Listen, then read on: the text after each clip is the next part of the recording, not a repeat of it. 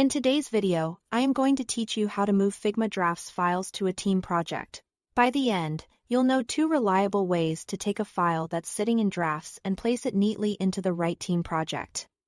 Keeping your work organized and easy for collaborators to find. Start by opening the file browser. If you are currently inside a design file, click the Figma menu and choose Back to Files to return to the browser view. In the left sidebar, select the team you want to work in. Then, open the Drafts tab for that team so you can see the files currently saved as drafts there. This gives you a clean overview of what you are about to move and where it can go. The first and easiest method is drag and drop. Find the draft file thumbnail you want to move.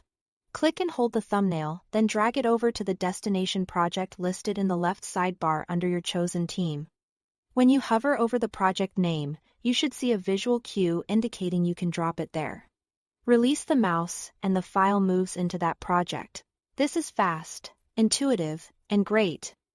When you can clearly see the target project, if your sidebar is crowded, you can scroll or collapse sections to make the destination easier to spot. After dropping, give it a second to update and you'll see the file appear in the project.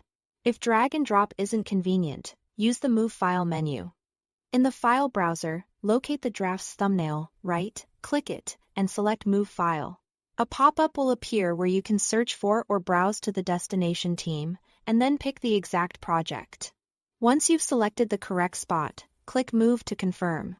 This method is especially helpful if you are unsure where a project sits in the sidebar or you prefer to type and search. Take a moment to double-check the team and project before confirming so the file lands exactly where you want. After moving the file, open the destination project to confirm the move was successful. If you don't see the file right away, refresh the view. Keep in mind you'll need the appropriate permissions in that team and project to move files. If something seems blocked, ask an admin to verify your access. That's it. Thanks for watching.